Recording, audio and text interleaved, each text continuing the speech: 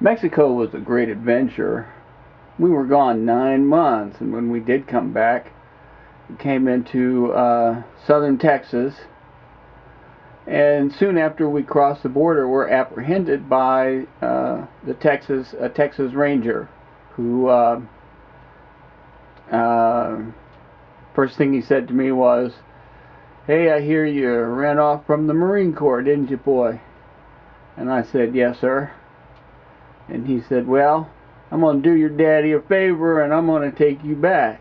And that's what they did. They took me back to right where I left, Marine Corps Recruit Depot, MCRD, San Diego. This time, though, they locked me up in the brig, in the jail. Locked me up there and set me up for a special court-martial. Well, so this is the second time I've been set up for a special court-martial. They just added more charges to the first one and then made a new court-martial, set a new date. There were a lot of people being court-martialed, so the brig was full and it took a while. I was on waiting list. In fact, I had like basically they had a law, 6 months, that you had to be tried within 6 months, or you had to be released and all charges dropped for lack of speedy trial. So, so what happened was the colonel called me in again, and I'd gotten to know him pretty well. I originally had a lot of ambition about what I was going to what I was going to do in the Marine Corps, but then it got to the point where I didn't want to be a Marine anymore. And I told him that, and he said, "Well, you know, you signed a contract." And I said, "Hey, you didn't tell me what this was all about. You know, you got Gomer Pyle on TV making it seem like some kind of sweet dream, and it's nothing but. This is," and he said, "Well, look, forget about this insignia, this rank on my chest here. Just tell me, man to man, what's the problem? What can we do?" And I said, "You can't do anything. The Marine Corps is a communistic organization." Well, I was pretty angry at that time with the Marine Corps and what they were doing in the war. And, of course, they're not a communistic organization. They're not anything like that, but that's the only thing I could think of to say to him at the time. And he said, "Look, you don't have to kill people.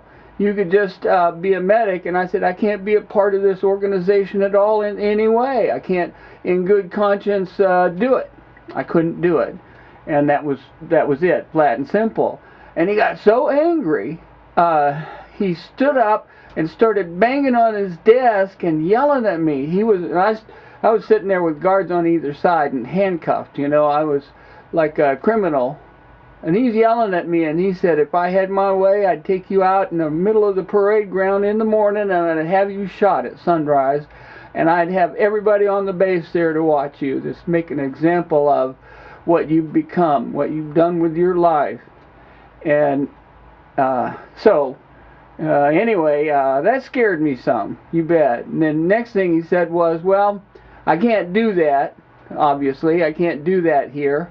But what I can do is I can lock you up for 6 months, and the day before your 6 months are up of being locked up, then I'm going to give you a court-martial, special court-martial, and me and 2 other high-ranking officers are going to be sitting on that court-martial, and I'm going to give you 6 months locked up in jail, and then I'm going to put you back to active duty, and I'm going to send you straight to Nam, and I'm going to tell them to make you a point man and shoot you first chance they get. So you're a dead man, just thanks a lot. Now get out of here." And he sent me back to the brig, and I sat there stewing for 6 months, well, minus 1 day, because the day of my trial, the very day of my trial, Eisenhower died. And they put the flags at half-mast, and they canceled all the trials. Nobody, you know, there was not going to be any kind of activity going on. So, and since they would have to let me go then, with or without a trial. So they had to let me go. They put me back in casual company and reset another date for trial, in which case that date was quite a ways off. And this time I just got papers and got my ID back and everything, and I just walked right off the base. And I went into the underground system there in San Diego. They were funneling people up to Canada for a landed immigrant status. You could just somebody would sponsor you up in Canada, and you could just spirit away to Canada. They'd help you get up there. I ended up in Seattle, Washington, and I stayed there 9 months, and I ended up going to the university.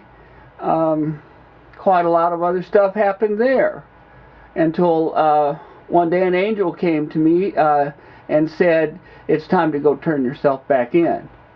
And so I went to the naval base and I told them I deserted from the Marine Corps, and they took me back to MCRD and locked me back up in the brig.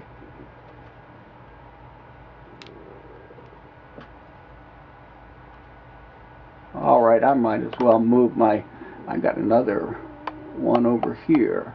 Check this out, more Vietnam Village.